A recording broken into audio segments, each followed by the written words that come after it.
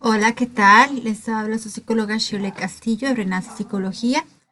Hoy queremos compartir con ustedes un tema muy valioso eh, y la pregunta es, ¿te interesa sanar el sufrimiento por tu historia familiar? ¿Quién puede decirse que ha podido escaparse o que es libre de haber sufrido de alguna manera en su familia? Aún las familias con las historias más sanas, aún estas familias, todos tienen algo, todos hemos sufrido de una manera o de otra. No podríamos decir que hay un ser humano que tenga un desarrollo humano perfecto. Todos tenemos alguna cosa. Y por eso este tema viene a ser tan valioso, tan enriquecedor, por esto, porque todos tenemos que ver en este asunto. Y es que el papel de la familia es clave en el desarrollo humano. Me gustaría compartirles esta definición que da Muñoz y Ayarzábal en el 2005. Ellos dicen que entender al individuo, su funcionamiento y perspectivas solo es posible con una comprensión de la familia. Hasta el momento, ninguna otra institución humana o social ha logrado suplir el funcionamiento de la familia, sobre todo en la satisfacción de las necesidades biológicas y afectivas. Definitivamente, y me encanta esta frase, entender al individuo, su funcionamiento y perspectivas solo es posible con una comprensión de la familia. Nuestra familia nos marca de una manera significativa. No podemos evitar nuestra familia, aunque lo pretendamos. Es algo que es completamente parte de nosotros y nos ha influido, nos ha afectado para bien y para mal. Así que ese sufrimiento a raíz de esta historia familiar, vamos a conversar cómo afrontarlo, cómo vivirlo. Bueno, primero necesitamos aprender a acercarnos a esta historia familiar, mirarla. Y aquí es importante que nos acerquemos a mirarla, pero de una forma diferente, sin resentimientos, con un espíritu de perdón, de reconciliación con esta historia. Porque miren, detrás de nuestra familia hay generaciones de generaciones, hay miles y miles de personas y todas esas historias, todas esas generaciones las llevamos en la sangre, están en nuestra vida. Aunque nosotros no nos demos cuenta, aunque no seamos conscientes de eso, ahí está esa historia familiar, ese contexto social que definitivamente pues la cultura de cada quien es un elemento sumamente importante como donde se desarrolló la familia, la historia que se generó y que rodea a ese bebé, ese niño. O sea, los niños, bebés no nacen sobre la nada, definitivamente. Ya un niño, una niña ya trae un peso, ya trae una carga, ya trae una riqueza y una miseria también. Pero lo maravilloso de esta historia es de que siempre hay esperanza, que aunque las cosas parezcan verse muy difíciles, siempre hay esperanza. Y lo más maravilloso es que de pronto, si hubo unas generaciones y generaciones, por ejemplo, cayendo en el problema del alcoholismo, y una persona que digo, no, hasta aquí, no más, rompe esas cadenas para empezar una nueva historia y que las generaciones futuras no sigan arrastrando eso. Por ejemplo, este tema que creo que es muy, lamentablemente muy común ver, por ejemplo, hijo alcohólico, padre alcohólico, abuelo alcohólico, tíos alcohólicos y demás. Si pudiéramos saber más de la historia familiar por ahí, alcohólicos también. Y así muchas otras situaciones. Entonces, ese árbol genealógico, necesitamos acercarnos a él, mirarlo, contemplarlo, con vías a buscar una reconciliación. Porque vean, esta historia familiar, que ha sido nuestra herencia, que es nuestra herencia, pues nos conforma formas de pensar, de sentir, de actuar. Es decir, nos conforma una cultura que marca nuestra vida.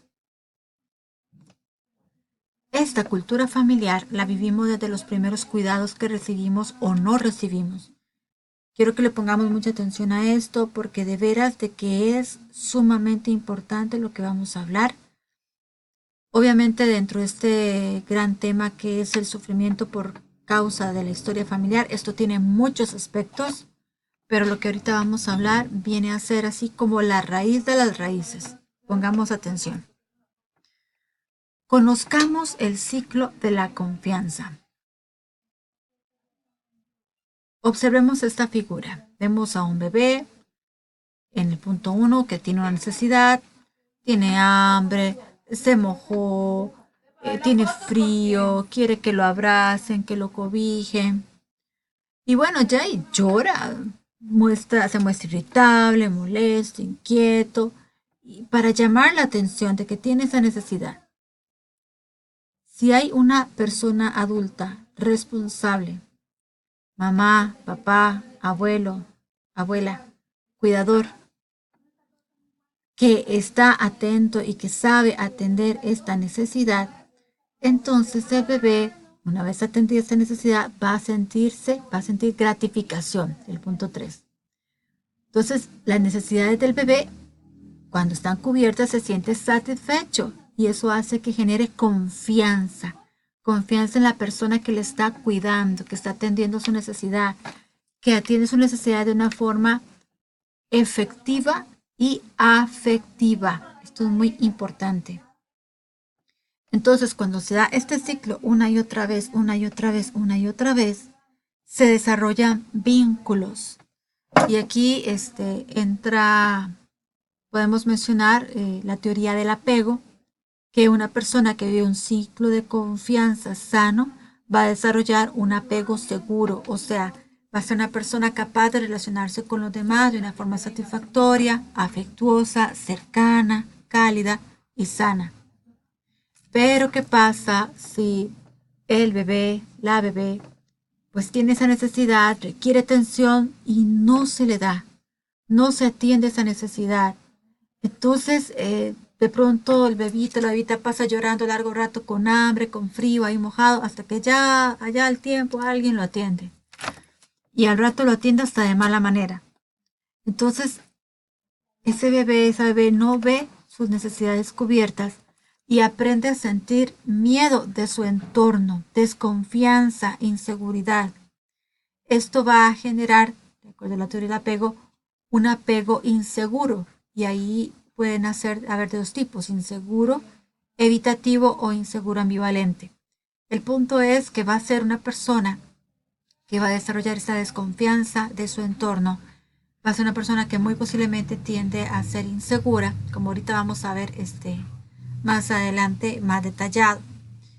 ¿Qué es importante aquí que me gustaría recalcar y llamar su atención? Es la importancia tan grande, tan capital, de que las personas responsables del cuidado de los niños sean verdaderamente responsables y amorosos con ellos, con ellas, porque marcan de una forma profunda su desarrollo humano, su desarrollo integral. Se necesita que haya constancia en el cuidado y que sean las mismas personas. Es muy contraproducente cuando un niño o una niña tiene un día los cuidan unos, otro día los cuidan otros. Entiendo que en las dinámicas familiares y las situaciones a veces hace muy difícil y se ven en esto, ¿no? Que el fin de semana lo cuidó la suegra, que el otro entre semana lo cuida mi mamá, que tales días esté ahí en la guardería, etcétera. De veras, yo no sé qué sea necesario que deban hacer en su situación particular que estás escuchando este video, pero por favor, por favor, de veras busca la manera de que sus hijos, las personas menores de edad a su cargo, tengan los cuidados necesarios de una forma ordenada, afectiva y amorosa. Porque vean ustedes, ahorita van a ver todo lo que esto implica. Pero bueno, antes de hablarles con más detalle de esto, entendamos una cuestión aquí. todos como adultos. Pero bueno, como personas adultas y también quiero llamar la atención de los jóvenes adolescentes aquí en esto. Entendamos que nuestros padres o cuidadores son seres humanos con limitaciones.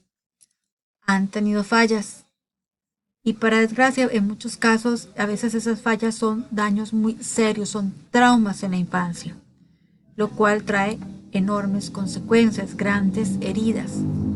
Pero necesitamos reconocer esta fragilidad humana en nuestros padres, en las personas que nos cuidaron, para también no cargar sobre nosotros el resentimiento contra ellos de lo que hicieron, no hicieron, pudieron haberlo hecho, no supieron hacerlo, porque detrás de ellos también hay una historia.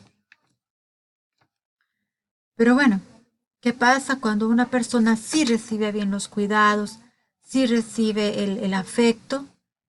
Esta persona que recibe esos buenos y amorosos cuidados en su infancia, también adolescencia, como persona adulta va con mucha posibilidad a tender a ser una persona que se relacione con facilidad con los demás, que se comunique de una forma asertiva y empática, que sea capaz de resolver conflictos, de ser responsable, capaz de cuidar y amar a otros. ¿Por qué? Porque ha recibido cuidados y ha recibido amor. Y entonces recordemos que nadie da lo que no tiene. Entonces, como ha recibido cuidados y amor, es capaz de darlos. De desarrollar lo que muchas empresas buscan tanto ahora, competencias transversales o blandas, que son liderazgo, la capacidad de comunicación, todo lo que implica para tener unas buenas relaciones interpersonales, el trabajo en equipo. Bueno, pues una persona que ha tenido este tipo de historia va a desarrollar esas competencias. Las personas que están muy llenas de heridas emocionales, interiores, difícilmente desarrollan este tipo de competencias. O sea, hay todo un proceso que vivir para poderlas desarrollar. Ahora, ¿qué pasa cuando no es así? Cuando este ser humano no recibió el amor, los cuidados que necesitaba en su infancia, sino que más bien recibió malos tratos, abuso, violencia, o indiferencia, frialdad. ¿Qué es lo que pasa? Pues miren, para empezar, va a ser difícil relacionarse con los demás porque sus emociones tienden a ser inestables, ya que de las heridas, ya sean conscientes o inconscientes, va a surgir ira y mucha tristeza. Por esta condición, va a ser muy fácil que caigan en la dependencia emocional o se vayan al otro extremo y más bien se vuelvan evitativos, indiferentes, fríos, distantes. Ya sea uno o lo otro, esto va a alimentar muchísimo el egoísmo, el egocentrismo. ¿Por qué? Porque la persona busca protegerse. Recordemos que no se sintió protegido o cuidado en su infancia. Entonces va a buscar protegerse y esto va a ser un patrón que va a estar constante en su cerebro. Y como está más pendiente de sí mismo, pues le va a costar mucho amar. Y a la par de esto va a tender a ser muy manipuladora, manipuladora, porque para poder llenar sus vacíos, para poder atender sus necesidades, va a hacer lo que sea necesario. Y eso muchas veces implica manipular a los demás. Pues también les va a costar muchísimo resolver conflictos y comunicarse bien, con claridad, de forma serena. La comunicación va a tender generalmente a tener mucho ruido o mucha manipulación, distorsiones. Pueden desarrollar una gran variedad de trastornos psicológicos de todo tipo, trastornos de ansiedad, trastornos depresivos, del estado de ánimo, y en fin, hay muchos otros más que pueden desarrollar. Entonces, como pueden darse cuenta, ocuparse por desarrollar un buen ciclo de la confianza viene a ser crucial. Es una de las bases más fundamentales de todo desarrollo humano. Así que si tienes niños pequeñitos, por favor ponle muchísima atención porque de veras que estás marcando de una forma profunda toda su vida. Y es que miren, otro aspecto importantísimo a considerar es que los patrones de cuidado tienden a repetirse de generación en generación, para bien y para mal. Entonces, vean qué tremendo y qué impactante. Porque si en una familia había una tendencia a no dar amor, no dar buenos cuidados, y esto se repite de generación en generación, imagínense la cantidad increíble de sufrimiento que se transmite y se genera de generación en generación. Hay que ponerle un alto a esto, y es posible, pero uno tiene que darse la oportunidad de sanar para que no pasar esto a las siguientes generaciones. Aquí me gustaría hacer un paréntesis y llamar la atención al respecto de esto. Estos son los temas realmente importantes y claves para que ustedes, jóvenes adolescentes, pongan atención en una verdadera educación de la afectividad y posteriormente la sexualidad. Es importante que ustedes comprendan esto para que ustedes ahora, en esta etapa de su vida, puedan darse la tarea de sanar lo que hayan vivido para que ustedes se vuelvan personas capaces de amar, capaces de darse, de buscar el bien de los demás, de cuidar a otros y también de recibir cuidados y de recibir amor, para que esto no pase a las generaciones futuras.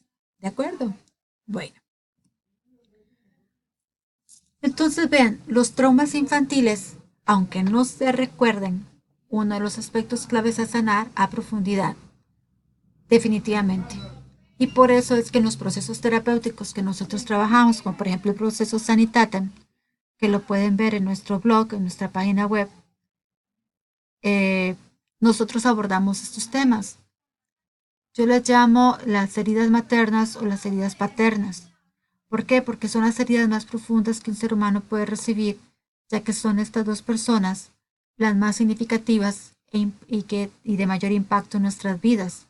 Entonces, viene a ser muy clave sanar estas heridas tan profundas, porque a veces las personas quieren crecer, desarrollarse, incluso emprender, pero no logran realmente avanzar. Siempre están como bloqueadas porque en realidad en el fondo tienen heridas muy importantes. Y es que vean, por ejemplo, las consecuencias por la herida paterna. Muchos padres pues están físicamente presentes, pero emocionalmente están ausentes. ¿Qué pasa con esto? El padre tiene un papel muy importante, bueno, y la madre también, o sea, cada uno da su aporte al desarrollo humano. El padre es esa figura que le va a decir al niño o la niña, usted puede, luche, levántese. Si se equivocó, si se cayó, levántese y siga adelante. Inténtelo, vaya, luche. Mamá, por su ternura y por su amor, diría, ay, mi chiquito, cuidado se me cae, cuidado se me golpea, que no me le vaya a pasar nada. Y el padre dice, no, déjelo, que lo intente, que vaya, que lo haga. Entonces desarrolla carácter, seguridad, fuerza. Pero las personas que de pronto les ha faltado eso, tienden a ser muy inseguras, les cuesta desarrollar proyectos y terminarlos, muy fácilmente caen en la dependencia emocional, tienden a ser muy egoístas porque obviamente no sintieron esa protección y entonces ya buscan protegerse en a sí mismas. En fin, o sea, hay muchas consecuencias. Por eso es tan importante sanar estas heridas tan profundas a raíz de nuestra historia familiar. Entonces, bueno, el sufrimiento por tu historia familiar tiene diversas causas. Sin duda que sí. Si pudiéramos conversar, me dirías muchas causas, pero me gustaría proponerte esta pregunta. ¿Podríamos decir que de alguna forma el desamor está en el fondo de esas heridas? ¿Podríamos decir que alguna forma de desamor está en el fondo de ese dolor? Casi, casi estoy segura que me dirías que sí, porque de una u otra forma el amor ha faltado. No, como ser humano de pronto no recibiste la atención de las necesidades emocionales más profundas y básicas, como son la necesidad de aceptación, de ser respetado, de sentirse importante, incluido y seguro. Necesidades propuestas por Newmark. Entonces, eh, al no tener estas necesidades cubiertas, al no vivir esa protección y amor, esos cuidados, se gestan vacíos afectivos muy grandes, se gestan heridas muy grandes. Ese es el caldo de cultivo para muchas cosas, como ya conversamos. Por eso la dinámica familiar viene a ser tan importante. Y qué lindo para las parejas jóvenes que están empezando ver esto y tomar conciencia de esto, porque vean, lo que sucede en la dinámica familiar definitivamente es determinante.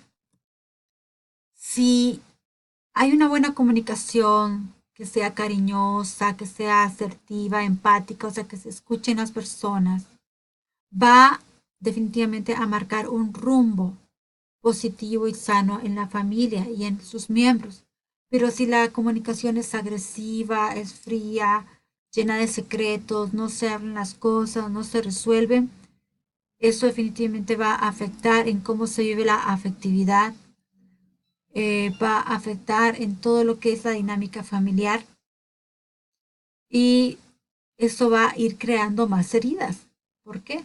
Porque se crean, porque se crea más desamor y con el desamor se puede crear odio, se pueden crear formas de indiferencia, que definitivamente eso solamente va a traer más dolor y sufrimiento.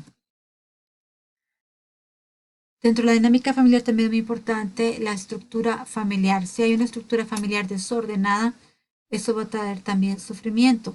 Por ejemplo, que los hijos estén haciendo el rol de padres. Particularmente los hijos mayores a veces les toca hacer como el rol de padre, les toca responsabilidades que realmente no les corresponden. Y todas esas cosillas, ese desorden en la estructura familiar, influye mucho para que las personas no estén como bien ubicadas en la posición que les toca y que puedan desarrollarse como necesitan.